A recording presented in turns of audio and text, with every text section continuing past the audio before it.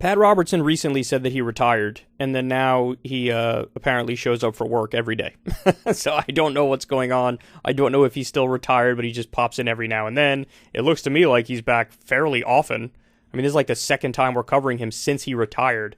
But anyway, Right Wing Watch found this. Pat Robertson criticizes Biden for refusing to escalate the crisis in Ukraine and not threatening to nuke Russia. I haven't watched this video yet. I really hope they're misstating it, and that's not what he says. Let's listen.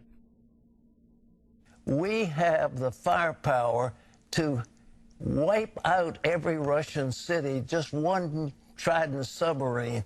And, of course, we're not using it and have no intention of using it. Oh. But why doesn't somebody in the administration call Putin's bluff? He's bluffing.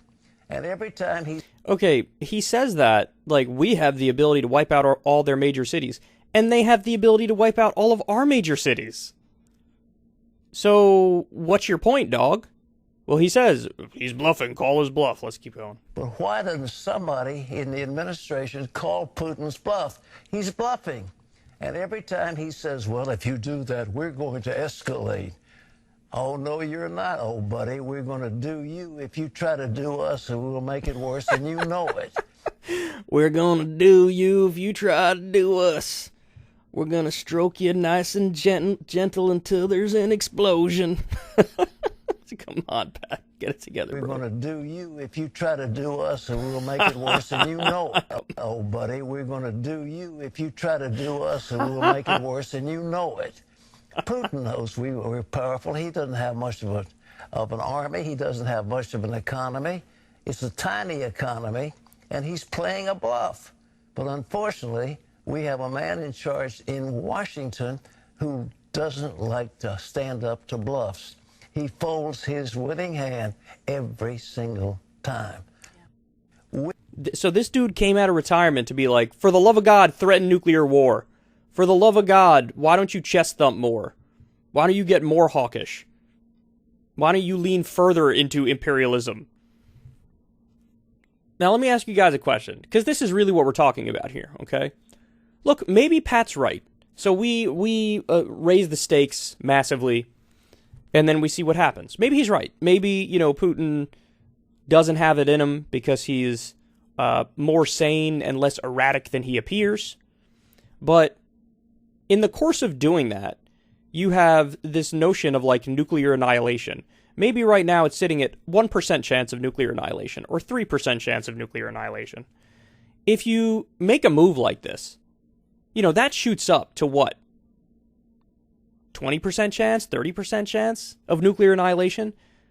Anybody who's ever played poker will tell you, if the person you're against has a 20% chance or 30% chance of hitting their card on the river, they're going to hit it a decent amount of the time. They're going to hit it a decent amount. I love how I just did the whisper thing like I'm Joe Biden. But for real, they're going to hit it a decent amount of the time.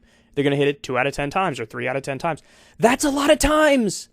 That's a lot of times, Pat. I don't want to risk it. Now, here's the thing about Pat Robertson. Number one, he's about 184 years old. Okay, so his time is limited on this earth anyway. So maybe he doesn't care as much. But number two, this is a guy who's waiting for end times to be ushered in.